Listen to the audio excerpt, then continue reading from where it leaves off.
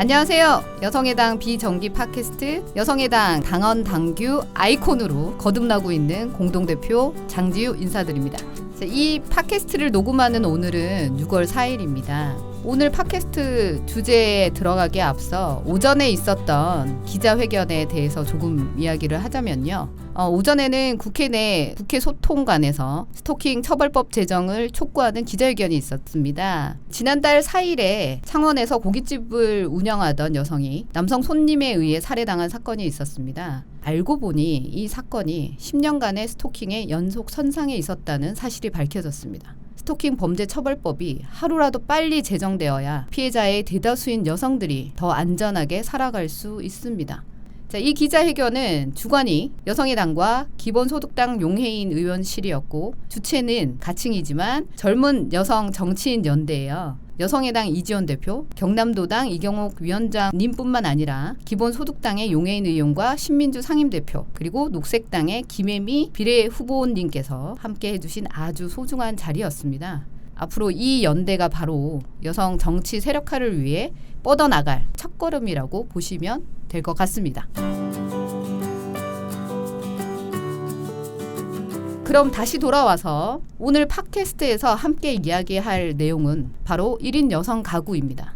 얼마 전에 국토부에서 여성 가임기를 기준으로 신혼부부의 기준을 설정해서 논란이 되고 있는데요. 국토부에서는 신혼부부를 결혼한 지 7년 이하이면서 여성 배우자의 연령이 만 49세 이하인 가구로 정의했습니다. 여기서도 알 수 있듯이 국가정책 전반이 이성의 정상 규범을 중심으로 한 핵가족을 기준으로 설정하고 있는데요. 이런 점들까지 포함해서 오늘 나눌 이야기가 정말 많을 것 같습니다. 오늘 이 자리에는 20대, 30대, 40대 이렇게 각 세대별로 한 분씩 1인 여성 가구 당사자분들을 모셨습니다. 한 분씩 각자 간단한 소개와 청취자분들께 인사를 부탁드립니다. 자, 먼저 20대 패널로 참가해주신 하우주님 부탁드립니다. 안녕하세요. 저는 20대 여성 1인 가구로 LH 청년 전세 임대 제도를 통해 서울에 집을 구한 하우주입니다. 네, 반갑습니다. 자, 그다음에 30대 패널이신 4월님. 안녕하세요. 저는 30대 여성을 사랑하는 여성 4월이고요. 프로그래머로 일하고 있고 오늘 특히 중점적으로 나누고 싶은 주제는 여성을 사랑하는 여성으로서 왜 레즈비언 여성에게도 1인 여성 가구 정책이 중요한지 그런 주제에 대해서 이야기해보고 싶습니다. 반갑습니다.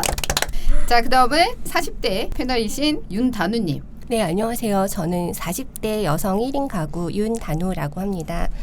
저는 30대 중반에 독립을 했어요. 그래서 늦은 나이에 독립한 여성의 이야기를 어떻게 들으실지 제 이야기와 경험을 나누면서 다른 세대 여성들의 경험을 청취하고 싶습니다.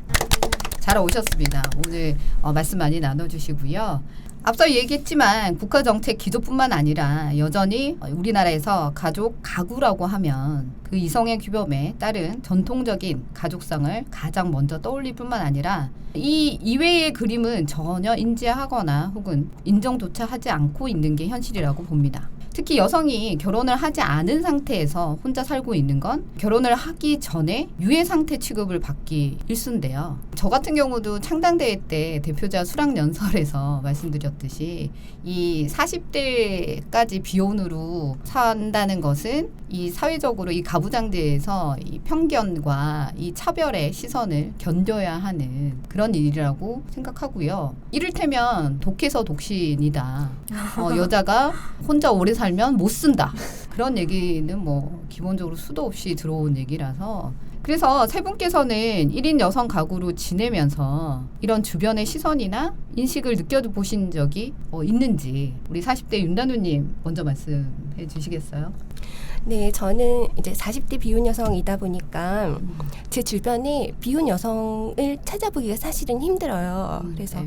아무래도 결혼 압력을 많이 받았던 세대이고 맞습니다. 모든 사람들이 40대 정도 됐으면은 당연히 결혼을 했고 당연히 아이가 있고 그런 삶을 상정을 하기 때문에 첫 대화가 굉장히 어색해질 때가 많습니다. 그래서 결혼에 대해서 물었다가 안 했다고 하면은 굉장히 신뢰되는 표정을 한다든지 네. 낯선 사람과의 만남은 그렇고 가정 가족 안에서도 굉장히 양가적인 지점이 있는 것이 내 자식을 저렇게 잘 키워놨는데 왜 어디가 하자가 있어서 결혼을 못하는 그렇죠. 건가. 그래서 심하게는 갔다가 돌아오더라도 일단 누구든지 했으면 좋겠다. 그런 말씀을 하시기도 하고 또 반면 저는 노할머니가 계셨는데 할머니 간병을 제가 도맡다시피 했었는데 이제 할머니가 치매로 병원을 정기적으로 가셨어야 했는데 그렇다 보니 제가 결혼하지 않는 거를 근심하면서도 제가 결혼했을 때 이 간병을 인계받을 사람이 애매해지는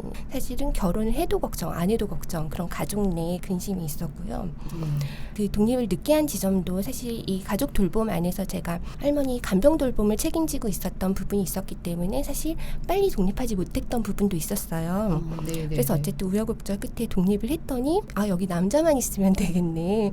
그래서 네, 저의 살림살이를 보고 여기 이렇게 완벽하게 꾸며져 있는데 왜 남자가 없느냐라는 30대 중반 이상의 여성이 자취라고 더 이상 부르지는 않을 때 그 자취의 삶을 넘어선 어떤 세대의 삶에서 당연히 결혼으로 넘어가야 되는데 이 삶에 왜 남자가 없느냐라는 질문들이 있기도 했습니다.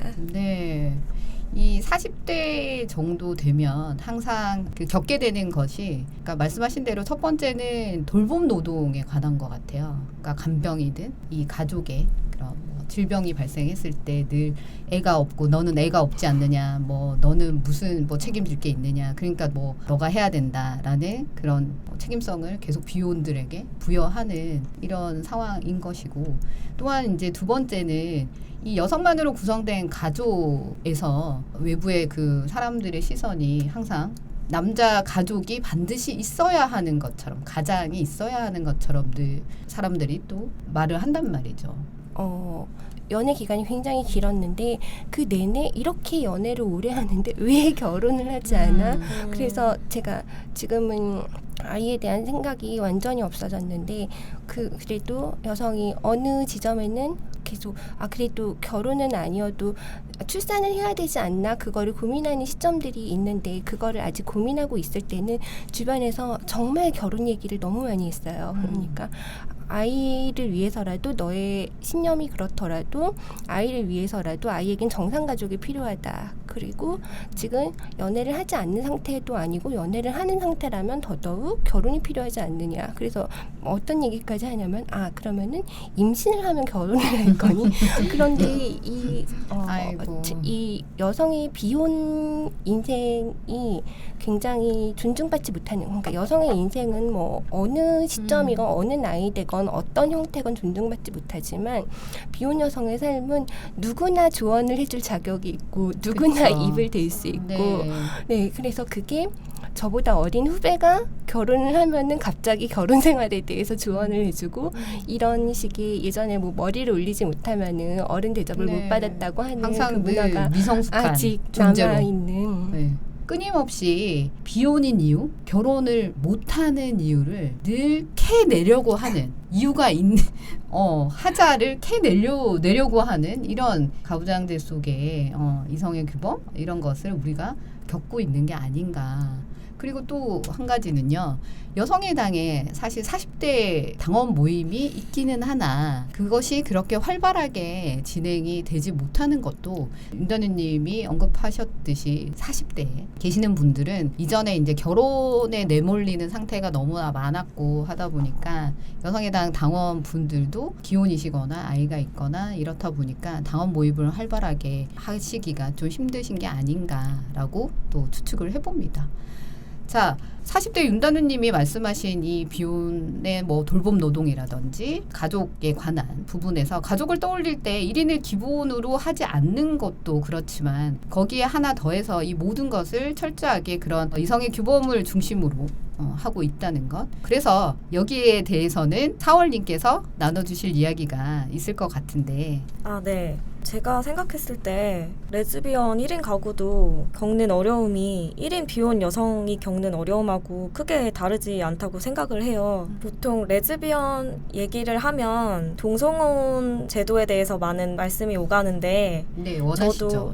저도 이해하고 저도 결혼을 하고 싶은 마음이 있는데 제가 동성혼에 들어가지 않으면 저도 어차피 1인 가구 여성으로서 차별을 받게 돼 있잖아요. 그래서 저를 위해서 저는 레즈비언 여성이지만 1인 가구 정책을 지지하고 결국엔 저희가 편입이 되면 또 편입이 안 되는 여성들이 또 계속 있잖아요. 1인 가구로 유지하고 싶은 여성들 네. 혹은 레즈비언이라고 해도 꼭 반드시 파트너랑 사는 것도 아니고 어쨌든 기본은 제가 저 1인으로서 제가 존재를 하고 이제 다른 사람들하고 연대를 하는 이런 게 돼야 된다고 생각을 해서 네네. 네. 레즈비언 분들도 기대하는 것이 결혼을 하고 싶다. 우리도 결혼을 통해서 시민권을 획득하고 싶다라는 어떤 부분들을 말씀을 많이 하시는데 네. 여기에서 계속 논쟁의 지점은 과연 이 결혼 제도로 네. 또 레즈비언들이 진입을 해야 하는가 하는 부분들. 그렇다 보니까 가장 기본적인 복지에 다니는 1인이 되어야 한다. 라고 최근에는 이제 귀결이 되기 시작한 것 같아요. 그렇다면은 1인 여성 가구가 소외받는 것은 비단 이런 사회적 인식이나 문화적 측면뿐만이 아니고 국가의 정책 면에서도 마찬가지인데요. 그 우주님께서는 20대면서 1인 여성 가구로 독립을 준비하시면서 이런 부분들을 여실히 실감하셨다고 들었는데요. 네. 예. 네, 사실 저는 집이 지방에 있었는데 3인 가구에서 제가 1인 가구로 독립하게 되면서 본가에 있는 집을 팔아서 작은 집으로 이사하고 남은 보증금을 제게 달라고 했습니다. 우와. 그래서 서울에 작은 전셋집을 구했고요. 네네. 그 집은 굉장히 무너져 가고 있는 네. 안 좋은 집이었어요. 네네. 그리고 그 집에서 이제 청년 주거 사업을 알게 되고 집을 옮길 계획을 하면서 그 보증금을 일부 가져가는 방식으로 1억 2천만 원의 LH 전세 임대 정책과 3천만 원의 보증금을 합쳐서 1억 5천짜리 투룸에 들어가게 되었습니다. 그런데 그 과정이 굉장히 힘들었는데요. 그 LH 심사를 받는 과정이 소득 심사가 2개월 반이 걸리고요. 그리고 권리 분석과 계약하는 과정을 합쳐서 총 5달에서 6달 정도의 시간이 걸렸어요. 그래서 보증금을 받기까지도 굉장히 오래 걸렸고 계약금이 보통 예전 집에서 나와야 걸 수가 있잖아요. 네네. 그런데 그 계약금을 최소 100만 원을 걸어야 하는데 네. 그것도 초기 자본이 없으면 안 되고 1억 2천짜리 집을 한다고 치면 보통 계약금이 10%인 1,200만 원이어야 되는데 네. 저희는 100만 원밖에 준비할 수 없는 상황이 될 수도 있다는 거예요. 근데 그러면 집이라던가 나라에서 지원을 받지 못하면 당첨이 되어도 계약할 수 없는 상황이 발생하곤 합니다. 어려우셨겠네요.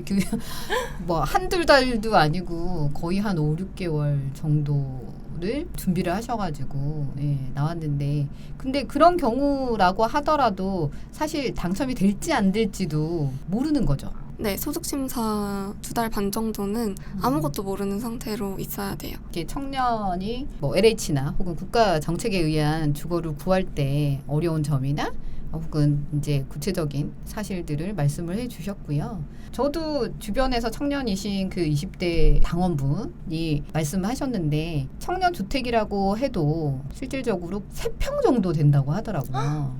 원룸 식인데 거의 3평? 뭐 남짓? 이렇게 해서 어디에 무엇을 가구를 놓을 수도 없는 사실. 맞아요. 그리고 1인 가구로 청년 전세임대를 준비했을 때는 보통 신혼부부는 부부 둘만의 자산을 가지고 소득심사를 받게 됩니다. 그에 반해서 1인 가구는 본가 보통 보호자분들의 소득까지 같이 심사가 되기 때문에 만일 집에서 지원해주지 않는 여성 1인 가구로서 독립을 원한다면 만약에 부모가 고소득자일 경우에 사각지대에 놓이게 됩니다. 아무런 정책에 지원이 없거든요. 그래서 여기서도 마찬가지로 결혼하지 않고 20대이면서 독립을 하려고 할 때 대출의 심사 기준 이런 것들도 그 모부님이 지원을 해 주시거나 하셔야 가능하다는 그런 말씀이신 것 같아요. 근데 반대로 뭐 신혼 부부는 본인들의 소득을 합쳐서 대출 심사를 받는다든지 혹은 뭐 주거에 관한 지원을 받는 이런 상황인 것 같은데요. 그러니까 그것도 상당히 좀 현재로서는 차별적이다. 네, 그리고 청년 주거 복지 사업에서 신혼부부랑 청년 계층으로 신청 대상이 나누어질 때 청년의 최대 거주 기간은 보통 6년 정도고요.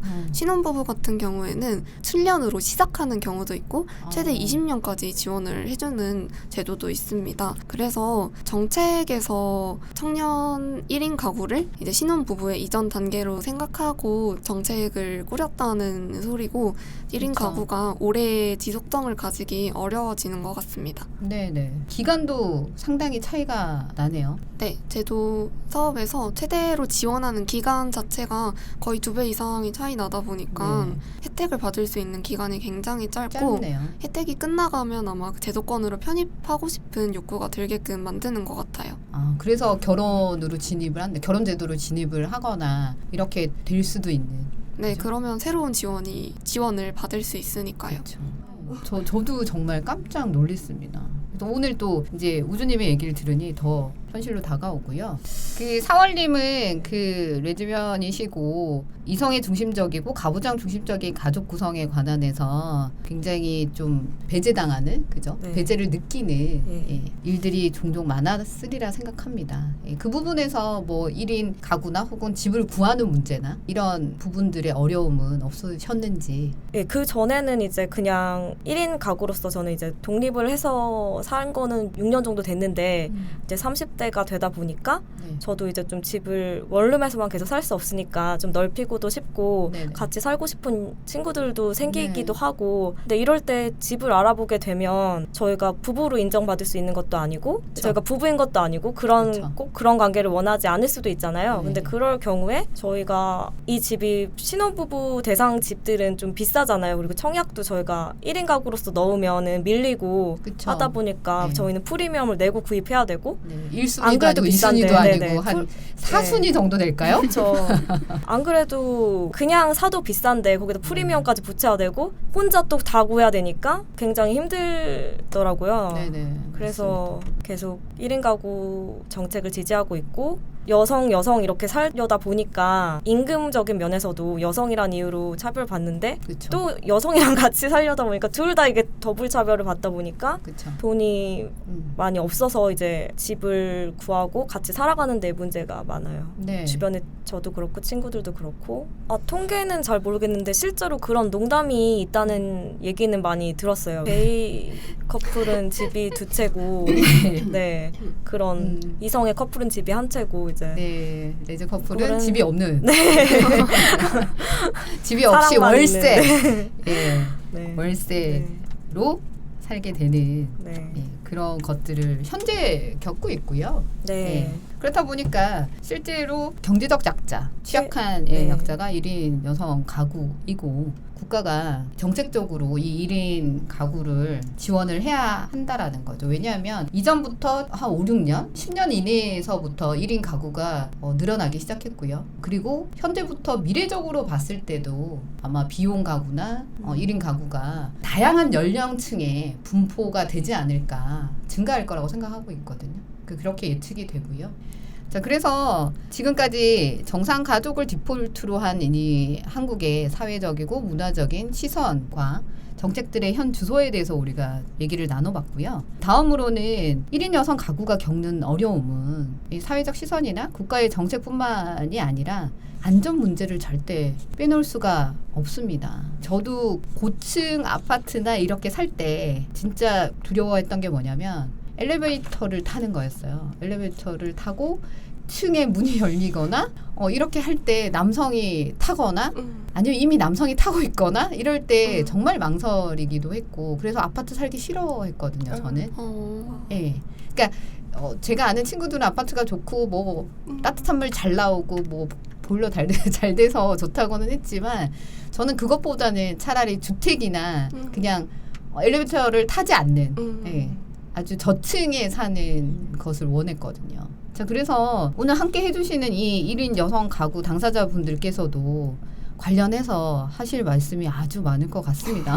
네. 단우님, 40대의 단우님은 어떤 안전 문제를 겪으셨는지 얘기를 한번 해주세요. 독립해서 살기 전까지는 안전 문제를 제 문제라고 생각을 해본 적이 없었던 것 같아요. 혼자 사는 여성의 안전 문제라고 하면은 보통 뭐 길에서 모르는 사람이 스토킹을 하는데 경비원도 없는 건물에 살다 보니 뭐 위험에 노출이 된다든지 그렇게 좀 굉장히 직접적으로 신체 위협을 받는 거를 상상하기가 쉬운데 제가 겪은 거는 그거보다는 조금 가려져 있고 네. 그거보다는 덜 취약하다고 생각되는 지점들인데 처음에 독립을 해서 구했던 집은 제가 프리랜서 활동을 하면서 작업실이 필요해서 얻었다 보니까 그거를 주거로 살기에는 좀 불편하더라고요. 그래서 이사를 빨리 결정을 했는데 처음엔 오피스텔이어서 거래가 잘 되는 오피스텔이에요. 네. 그래서 부동산에 내놨는데 주말 정도였는데 모르는 번호로 연락이 왔어요. 모르는 남자가 제 이름을 대면서 제 이름과 주소를 대면서 맞냐고 입주를 원하는 세입자인데 집을 보러 갈 수 있냐고 이렇게 연락이 와서 왜 중개사가 아니라 직접 연락을 했을까 이상한 생각이 들면서도 집을 보러 온다 하니 그러면은 지금 오시면 보실 수 있다고 전화 끊었어요. 근데 그 직전에 저희 선배가 이제 일 때문에 방문을 했다가 돌아갔는데 놓고 간 게 있다고 그거를 찾을 수 있냐고 연락이 왔는데 근처에 있으면은 다시 와줄 수 있냐 지금 집을 보러 어떤 남자가 온다고 하는데 혼자 있기가 좀 그렇다라고 했더니 무슨 그런 일이 있을 수가 있냐면서 당장 집에서 내려와라. 당장 부동산에 가서 항의를 하자. 그래서 선배 손을 잡고 부동산에 가서 혼자 사는 여자인 거를 뻔히 알면서 혼자 찾아온 남자가 혼자 사는 여자의 집을 보러 가도록 중개인이 빠져서 안전사고가 생기면 어떡하려고 그러냐. 이거를 당신이 책임질 수 있느냐. 그렇게 싸워주는 동안 제가 처한 위험을 처음 깨달았던 것 같아요. 그래서 이런 일이 일어날 수도 있구나. 이런 식으로 혼자 사는 여자는 언제든지 외부의 침입에 어디에 살건 일어날 수 있구나. 그 사건을 처음 깨달았는데 그러고 나서 한 번은 또 제가 골프 연습장에 붙어있는 오피스텔에 살고 있었어요. 근데 네. 골프 연습장이랑 가깝다 보니 골프 연습을 하시는 분들 그 공 치는 소리가 사실은 크게 울리고 그게 네네네. 굉장히 시끄러운데 새벽마다 연습을 하시는 분이 계셨어요. 그분 때문에 굉장히 시끄러워서 제가 한 달여를 참다가 이제 항의를 한 적이 있었는데 매니저가 저의 항의가 불쾌했었나 봐요. 그래서 네. 자기 핸드폰에 남아있는 제 핸드폰 번호를 들고 저희 오피스텔 찾아왔어요. 네. 그래서 오피스텔 경비원한테 주변에 어디서 항의가 들어왔을까 문의를 하다가 제일 가까운 건물이니까 저희 오피스텔 왔나 봐요. 그래서 경비원한테 제 핸드폰 번호를 보여주면서 이 번호를 가진 입주민이 혹시 이 건물에 사느냐라고 문의를 했대요. 그래서 저는 이제 그런 사정이 있는 줄은 모르고 경비원이 연락을 해야길 전화를 받았더니 누구누구시죠? 몇 호에 사세요? 처음엔 그러더라고요. 그래서 뭐 때문에 그러시는데요? 그랬더니 확인할 게 있어서요. 처음에는 그래요. 그래서 경비원이 확인할 게 있다니까. 그래서 제가 몇 호라고 알려줬는데 바로 옆에 골프장 매니저가 있었는지 몇 호라는데요? 제 주소를 알려주는 거예요. 그래서 뭘 하시는 거냐고. 그래서 내려가서 되게 싸웠는데 그때 경비원 입장은 제가 입주자이고 그 경비원은 입주자 보호를 위해 고용된 사람인데 저를 보호하지 않고 옆에 그렇죠. 골프 연습장 있는 거 알고 이사 와놓고 그거 시끄럽다고 왜 항의를 하느냐 라면서 저를 야단을 치더라고요. 그래서 골프 연습장 매니저 그리고 경비원 저 그리고 건물주까지 나서서 3대1로 막 싸우게 됐는데 그 결과 이 건물에서도 못 살겠구나. 이사를 결국 가야 되겠다. 그러면은 나는 계약 기간이 끝나지 않았지만 당신들 때문에 안전에 위험을 느껴서 이사를 가는 것이기 때문에 뭐 이사에 필요한 비용, 이사 비용, 뭐 부동산 공인 중개 비용 이런 것들은 건물주가 부담을 하셔야 된다. 아니면은 이 일에 책임을 지고 경비원이 부담을 하시든 책임을 져달라 그랬더니 건물주는 건물주대로 이거 계약 불이행이 되는 거는 우리 소관이 아니라 당신이 나가겠다고 결정을 한 것이기 때문에 당신이 알아서 해야 된다. 건물주 입장은 그렇고 경비원은 자기는 잘못한 게 없다고 하고 그 상황에서 그 골프 연습장 매니저만 조금 자기 책임을 느꼈나 봐요. 그래서 이 이사 비용과 중개 비용을 골프장 매니저가 보존을 해줘서 이사를 했는데 그 과정에서 혼자 싸우지는 못했고 그때 남자친구가 있었는데 남자친구 같이 옆에서 싸워줘서 그래서 제가 나중에 지나고 나서 생각했던 거는 만약에 제가 계속 혼자 사는 여자로서 혼자 가서 계속 싸웠더라면 이렇게 이사 비용과 중개 비용을 보전받는 이거라도 가능했을까라는 생각이 들어서 그러면은 혼자 사는 여자의 안전을 위해서 싸울 때 옆에 남성 조력자가 이렇게 필요한 것인가? 그 상황 자체도 굉장히 괴로웠지만 그 남성 조력자의 존재가 있었다는 게 다행이면서도 한편으로는 굉장히 자괴감을 드는 그런 경험이었어요. 그런데 이 남성 조력자의 존재를 깨달을 경험이 그 후로도 계속 있었는데 그 이후에 이제 길에서 모르는 남성과 시비가 걸려서 스토킹을 당한 적이 있었는데 그때도 며칠 동안 남자친구가 출퇴근을 옆에서 동반을 해주면서 도와준다든지 그런 일이 있었어요. 그런데 내가 나이를 이토록 먹어서 독립된 성인 여성으로 내가 경제활동을 하면서 아무 지장 없이 살고 있었는데 가장 원초적인 안전을 느끼는 이 순간에 내가 나 아닌 다른 사람을 보호자로 필요로 했던 건가. 게다가 결혼을 하지 않은 여성이 남자친구를 남성 조력자로 이 사람을 나는 나의 보호자로 한 번도 인정을 한 적이 없는데 이 사람이 나의 보호자라도 된 것이냐 그 사람한테 나의 안전을 위탁하는 그 상황이 사실은 굉장히 괴로웠고 그래서 또 다시 이사를 또 하게 되었습니다. 아우, 정말 굉장히 그 불쾌하고 힘든 경험이었을 것 같아요. 그래서 그 말씀하신 대로 그 조력을 받아야 하는가 이 지점을 또 얘기를 하면 다른 부모님이나 혹은 주변의 인간 관계에서 얘기를 하면 결론이 어떻게 나냐면 봐라 그러니까 남자를 만나야 된다. 남자가 있어야 된다. 이렇게 얘기를 듣게 된다는 거죠. 그 맥락은 그 맥락이 아닌데도 항상 그 결론이 남자가 필요하다. 그렇기 때문에 여자 혼자 살 수 없다라는 결론으로 이르죠.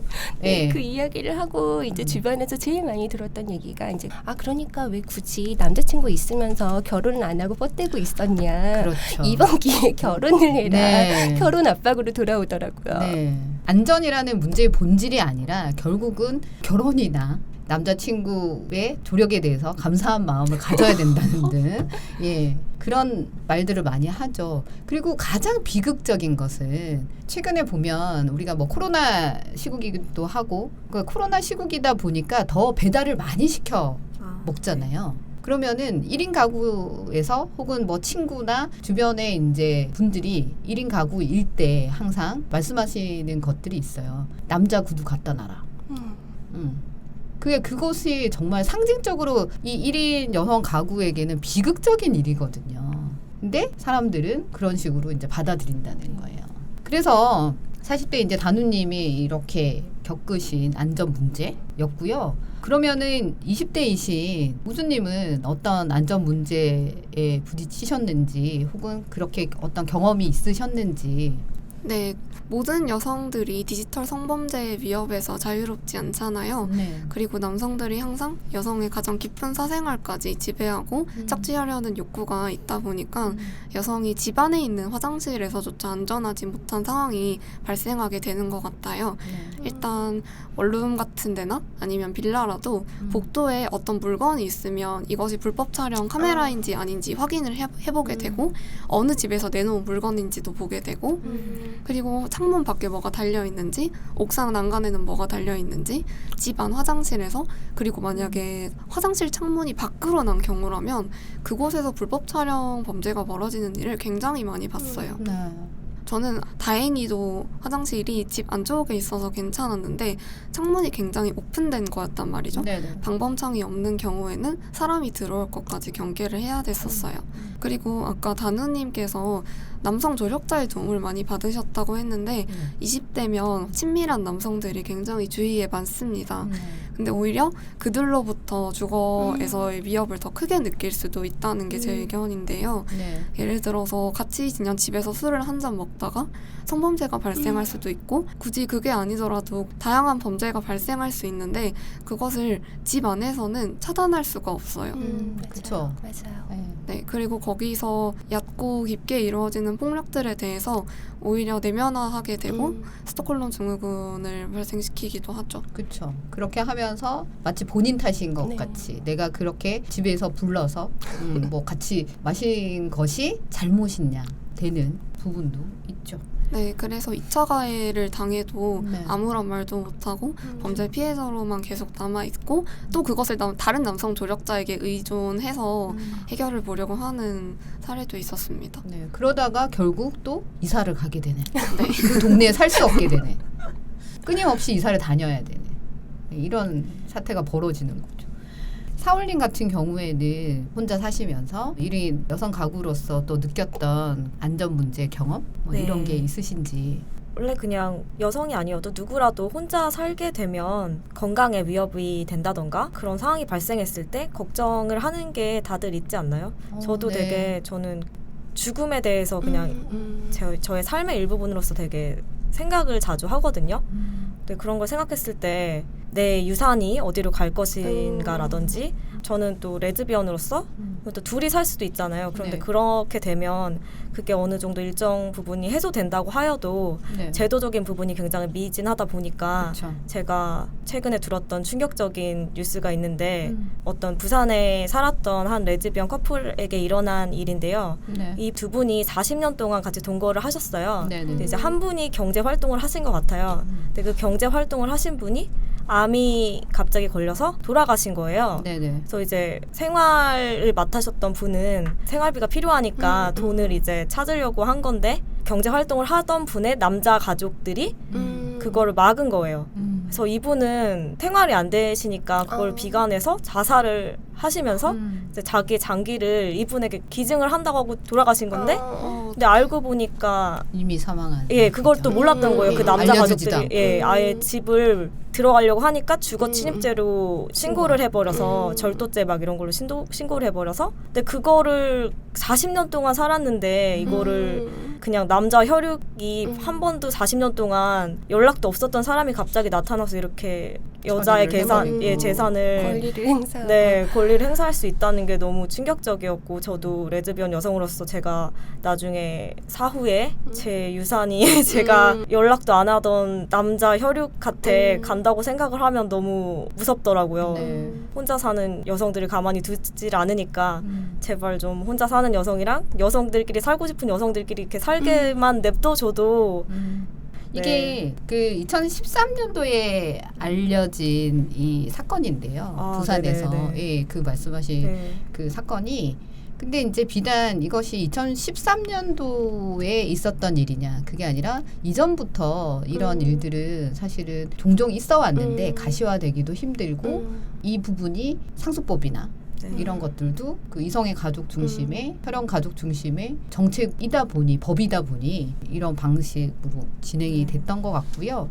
아까 말씀하신 대로 건강, 네. 예, 건강에서도 보면 우리가 항상 걱정하는 게 뭐냐면 아픈데 수술을 해야 되는데 보호자 동의를 자꾸 받으라고 하잖아요. 예.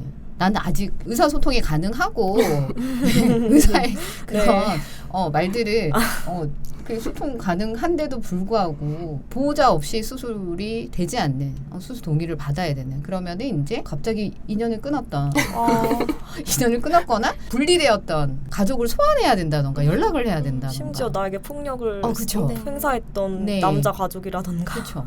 네. 그래서 그런 부분들도 그러니까 1인 의료법이 또 도입이 돼야 된다고 생각하거든요. 그래서 이 부분도 정책적으로는 좀 바꿔 나가야 되지 않는가 하는 생각이고요. 안전에 대한 문제는 아마 밤을 새도 네. 예, 정말 부족하리라 생각을 합니다.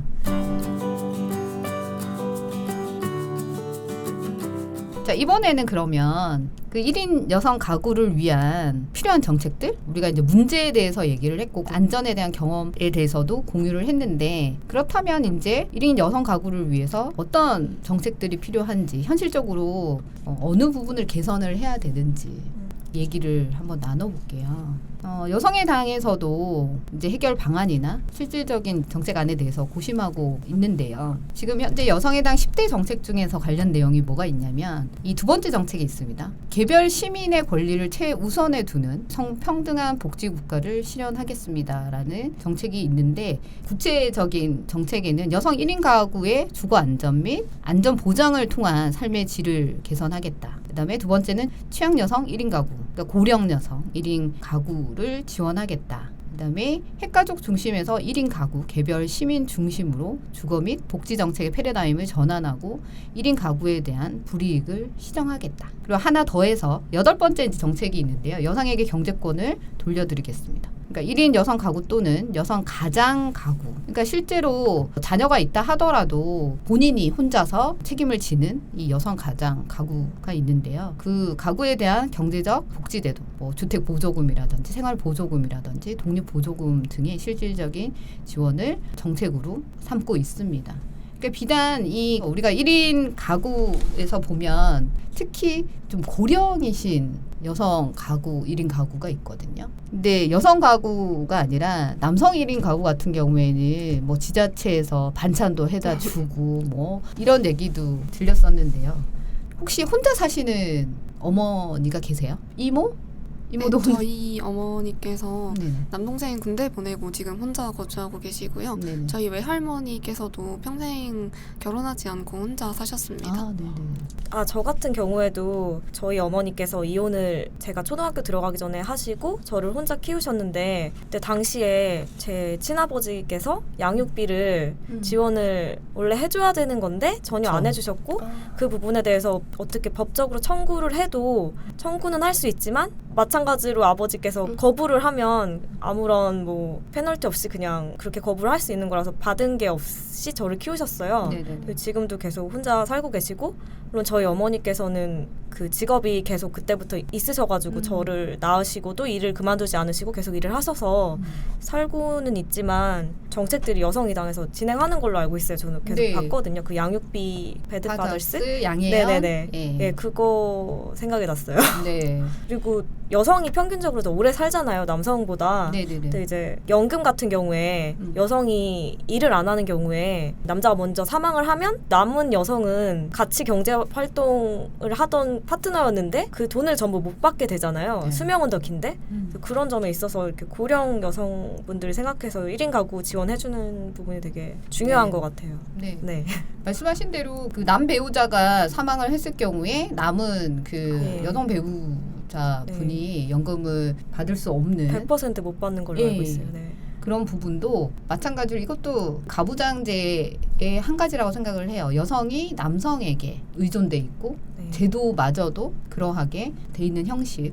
그래서 여성의당에서는 지금 구상하고 있는 게 그러니까 이 정책에 관련해서 1인 세대주 법안의 뭐 이름을 정하기 나름이겠지만 일단 본질적으로 1인 세대주를 하는 코로나 시대 네. 재난지원금도 네. 세대주 지원. 그죠. 너무 예, 이게 1인으로 받는 게 아닌 굴욕적인. 그렇죠. 네. 네. 그렇다 보니까 그 양육을 하고 있는 여성 양육자, 네. 1인 양육자는 받지도 못하는 상태가 되기도 했고요.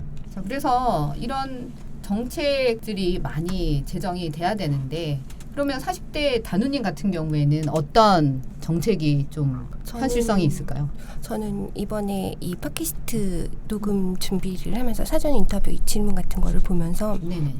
너무 내가 내 몫을 요구하지 않은 채 살아왔구나. 그거를 새삼 깨달았어요. 네. 그게 이거는 저의 세대의 문제일 수도 있다고 생각이 되는데 제 세대에서 모두가 다 결혼을 하고 네. 결혼 안에서 혜택을 받고 결혼 안에서 집장만을 하고 결혼 안에서 자식을 낳아서 자녀 혜택을 받고 그런 가족 구성 안에서 그거를 저항 없이 받아들이고 그거를 유지해 나가는데 노력을 해왔던 세대이기 때문에 정상가족 안에 포함되지 않은 나를 제도권에서 받아주지 않을 거라는 생각을 했던 것 같아요. 네네네. 그래서 그 제도에 포함되지 않은 나는 그냥 자력으로 살아가야 되겠구나라고 생각을 했던 것 같고 그렇죠. 그런 위험들이 제가 독립해서 앞서 말씀드렸던 일들을 겪으면서도 제도가 저를 구해줄 수 있다고 생각을 해보지 못한 것 같아요. 그런데 여성의당에서 1인 여성 가구나 여성 가장 가구를 위해서 경제적 복지제도 실현하겠다고 그렇게 정책을 내셨잖아요. 네네. 아 이렇게 내가 요구할 수 있는 몫이 있었는데 몰랐구나. 그런 걸 정말 머리 오리를 맞은 듯이 깨달았고요. 네네. 그래서 이런 1인 중심의 방금 1인 세대주 말씀을 하셨는데 그런 재난지원금 설계에서부터 모든 것이 1인 가구를 기준으로 설계돼서 그 가족을 구성을 하더라도 1인 중심으로 구성이 됐다가 2인, 3인 그렇게 늘어나는 방안으로 지원이 늘어나는 방식이어야 사실은 네. 모두에게 혜택이 돌아가는. 그래서 저는 여성의당 정책 중에 그 1인 여성 가구에게 뭐 주택보조금, 독립보조금 이런 식으로 경제적 지원 정책을 밀고 가시는 이게 굉장히 중요하다는 생각이 들고요. 이게 네. 현재 1인 가구 여성들이 남성 1인 가구보다도 경제적으로 굉장히 취약할 수밖에 없는 이 상황을 제도가 보완을 해줄 수 있는 굉장히 중요한 지점인 것 같아요. 그래서 네. 이 정책이 실현화되었으면 좋겠습니다. 그러니까 1인 세대주 가구에 대한 1인 세대주의 법안도 있지만 그와 관련해서 더불어서 필요한 게 뭐냐면 성별 임금 격차를 없애는 겁니다. 맞아요. 네, 그래야지만 이것이 안정적으로 1인 여성 가구가 살아갈 수 있고 불편함 없이 또 지원을 받으면서 주거의 측면이든 또 뭐 생활 지원적인 측면이든 잘 이렇게 삶을 누릴 수 있다고 생각을 하고요. 그러면은 우주님 같은 경우에는 실제로 이제 집도 구해보시고 해보신 경험이 있으신데 정책적으로는 1인 가구를 위해서 어떤 현실성이 있는 정책이 필요한지. 저희가 20대나 10대 여성 같은 경우는 보통 이제 원래 가정을 이루고 있던 가족의 소득이라던가 그 환경에 따라서 굉장히 독립의 질이 많이 달라지는데요. 여성들이 독립을 결심했을 때 원래 집이랑 분리되어서 경제적이나 사회적 지원을 받게 할 수 있는 정책이 나왔으면 좋겠습니다. 뭐 예를 들어서 학교 밖 청소년이라던가 가정폭력 피해자라던가 굳이 꼭 법적인 조치나 해결이 선행된 이후로만 독립할 수 있는 것이 아니라 어떤 나이대의 여성들이든 마음을 먹으면 국가에서 독립시켜줄 수 있는 네, 그렇게 주거 지원 정책을 펼쳐주셨으면 합니다. 네.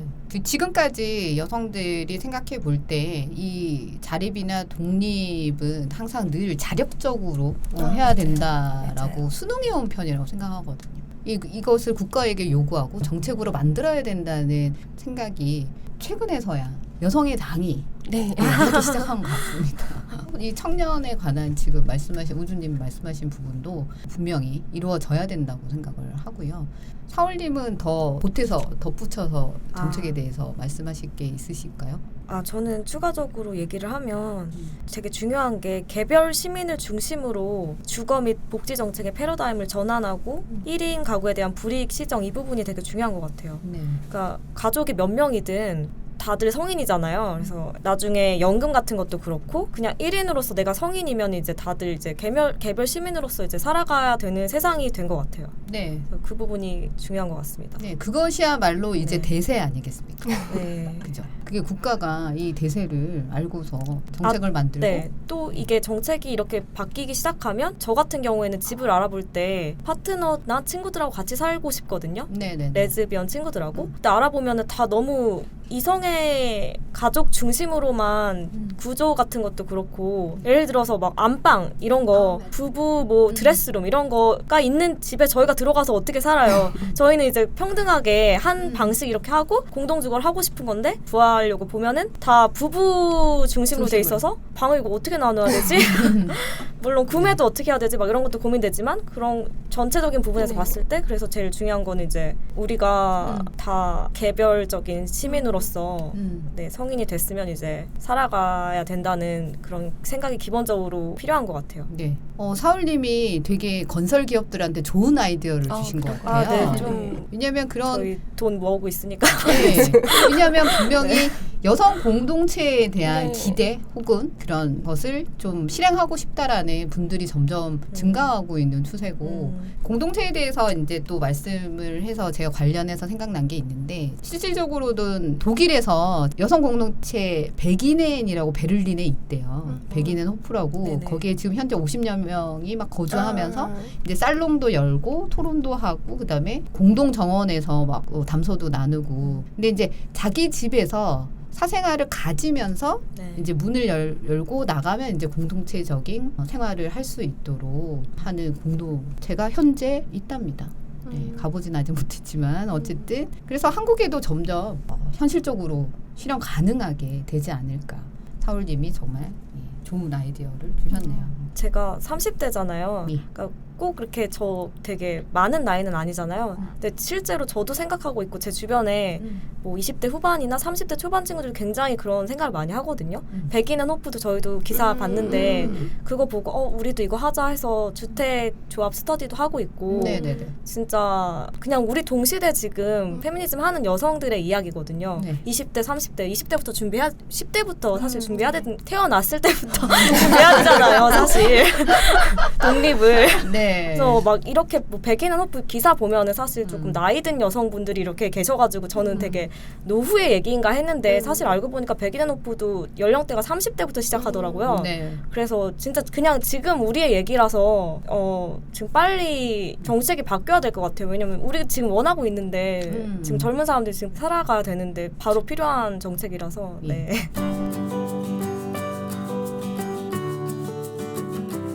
마무리를 한번 해볼까요? 오늘 귀한 시간 내주신 세 분을 포함해서 여성의당 당원분들과 이 수많은 여성들의 목소리를 앞으로도 적극적으로 경청해서 그 어느 여성도 소외받지 않도록 꿋꿋하게 앞으로 계속해서 나아가는 여성의 당이 되겠습니다. 많은 응원 부탁드리고요. 이 창당한 지 이제 3달 남짓 된 이 정당을 아주 튼튼한 대한민국 여성들의 집으로 만들고자 불철주야 뛰고 있습니다.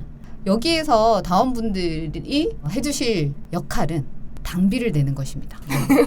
우먼스파티.kr에 들어가셔서 당비 납부 많이 해주시고 그리고 주변에 계시는 아직 비당원이신 분들을 당원으로 네. 많이 모시고 와주시면 정말 감사드리겠습니다.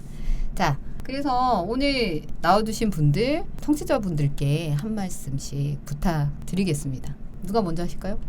단우님?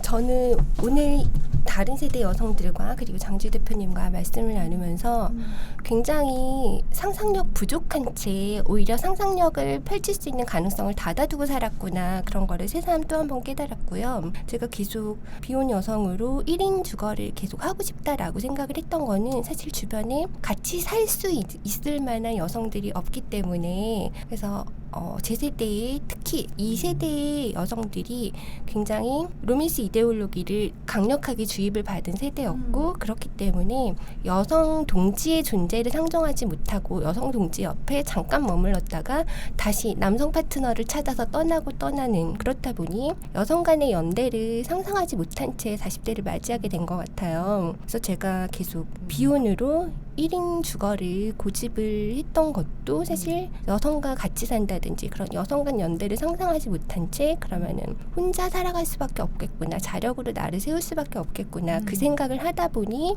오늘날에 이르렀던 것 같아요. 그런데 오늘 얘기를 나누면서 사실 지금 우리 세대가 80대, 90대가 되었을 때는 좀 더 다른 모습으로 여성 간의 교류가 활발한 그래서 여성 간의 연대가 상상만이 아니라 현실이 되어서 살 수 있는 그런 날이 되리라고 생각을 하고 그 중심에서 여성의당이 굉장히 구심점 역할을 해주리라 기대를 하고 있습니다. 오늘 말씀 너무 감사했습니다. 네.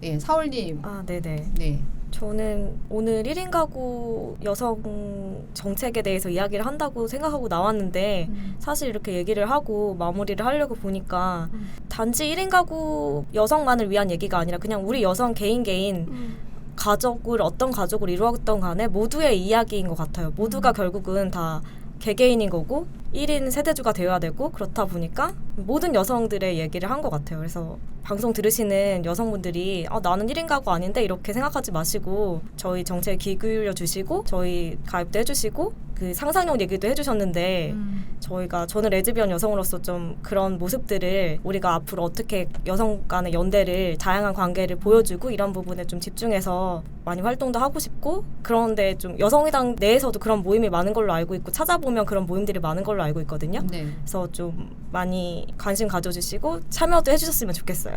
네. 네. 멘트 정말 감사합니다. 자, 그래서 마지막으로 우리의 20대이신 우주님. 네, 저희가 굉장히 많은 삶과 주거의 형태를 흘러가면서 지나가게 될 텐데 혼자 운전해야 다 같이 잘 살 수 있는 것 같습니다. 모든 들으시는 분들께서 사람답게 사람다운 집에 살 수 있었으면 좋겠습니다. 네, 저는 이제 마지막 마무리 멘트로요. 전 늘 이런 생각을 했어요. 그 여성들 중에는 4가지 여성이 있는데요. 첫 번째는 된 여성, 그 다음에 든 여성, 그리고 난 여성. 근데 마지막으로 여성의 당에 가장 많은 깬 여성. 아. 네, 깬 여성들이 정말 1020, 30 세대들이라고 생각합니다. 그렇기 때문에 1020, 30의 세대가 70% 이상이 되는 이 여성의 당이 뭔들 못하겠습니까? 와. 네, 앞으로 강력한 열의와 의지를 가지고서 오늘 말씀하신 그런 문제와 정책을 수립할 수 있도록 반드시 이뤄내겠습니다. 오늘 와주셔서 너무 감사하고 귀한 시간 내주셔서 또한 감사하고 또 뵙도록 하겠습니다. 감사합니다. 감사합니다.